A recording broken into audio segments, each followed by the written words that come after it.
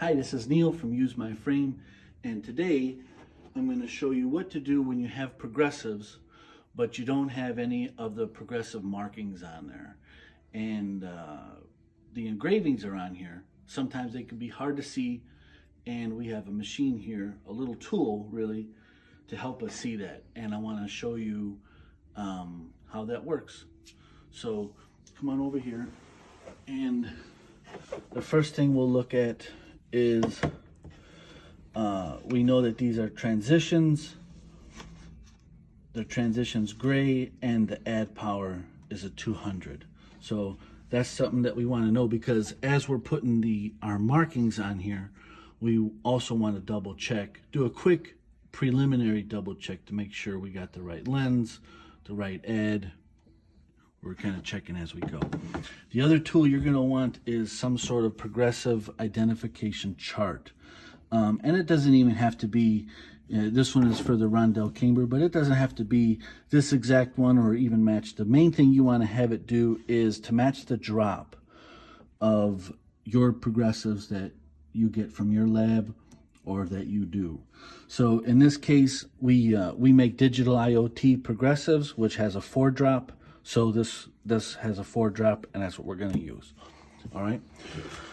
So this progressive, when you look at it, you can't see the line or the markings on here, right? So we got this from PSI. This is a progressive engraving identifier. And all it is a glass magnification lens here against a little grid to help those engravings show up a little better. All right, so we're gonna get a pen. These are standard in our industry because they're good to use on AR coatings. If you use just a regular one, that won't show up, they'll just erase. So use something like this. And when we come in here, go ahead and put it over and zoom in. So now once we zoom, you could see here is one of them right here, and the TRN represents it, the transition lens. So we're gonna go ahead and move it over right there. We're gonna dot this one, and over here, here's our 200 add.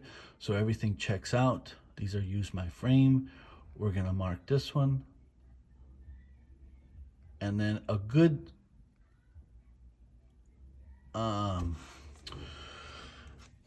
idea is to always underline your add power. The reason you want to do that is so when it comes to progressives, your add power will always get marked on temple side.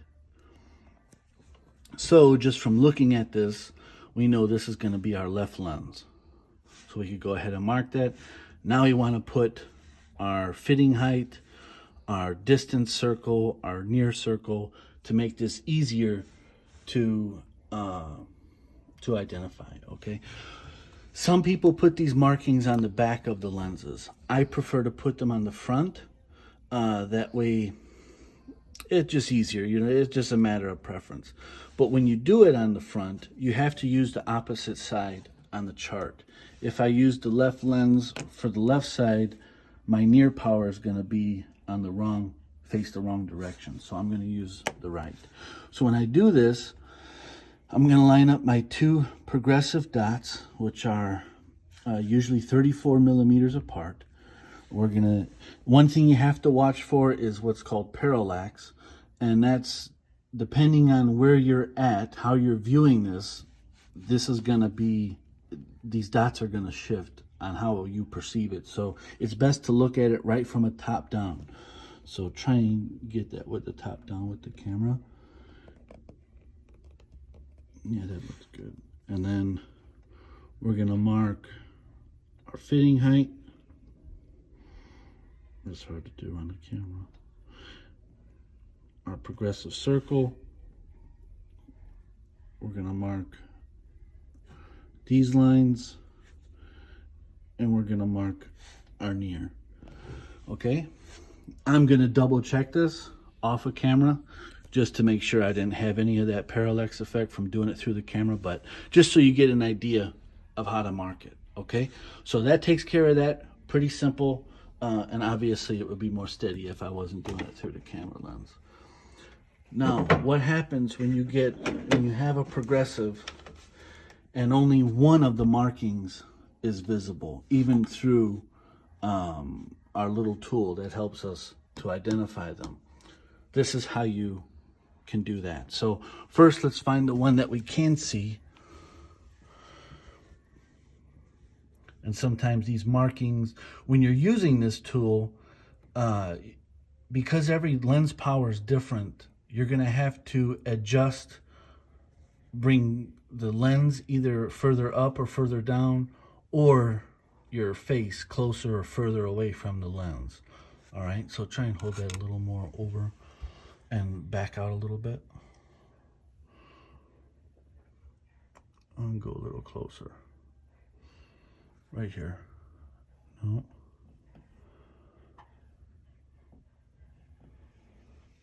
No, just hold it there. I'm looking.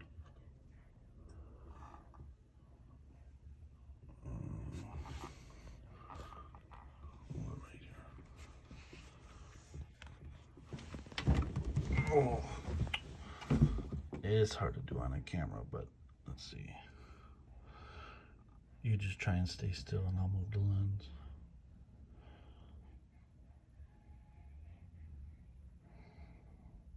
Try going back a little more, right there.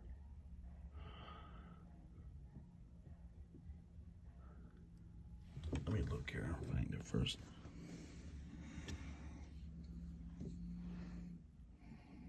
Okay. It's right here. Okay, and in this case, it shows this is a high index 167 lens. Just hold it still for me. Right there.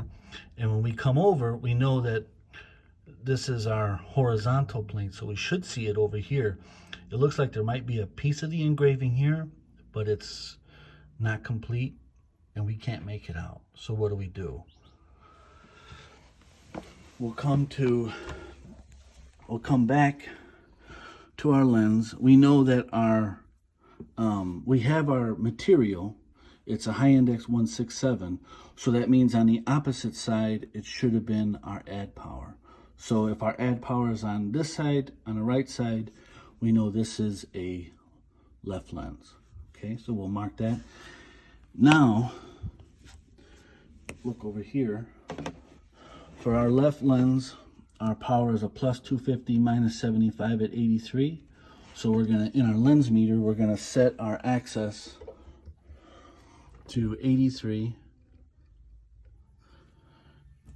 We're gonna put our lens in.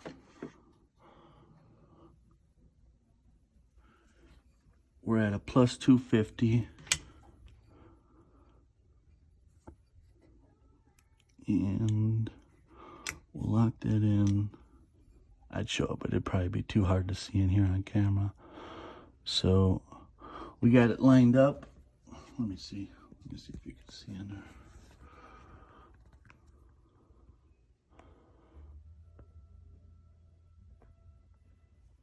Yeah, I guess you can a little bit. It's a little blurry, but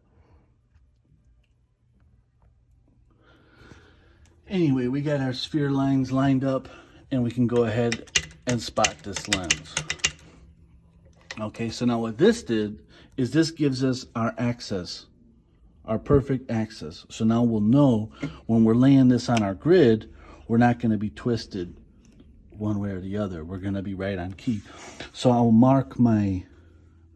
put my dot over the first progressive etching that we can see, and the one that we can't, I'm going to leave that one, and I'm going to look at the dots that we have for our axis reference, which is right here, and I want these three dots to be parallel with this line, and I'll know that my axis is right. And once I know my axis is right and I have this progressive marking lined up correctly, I can go ahead and put my other one and then go ahead and fill out the rest. Okay, hope that helps. Thanks for watching.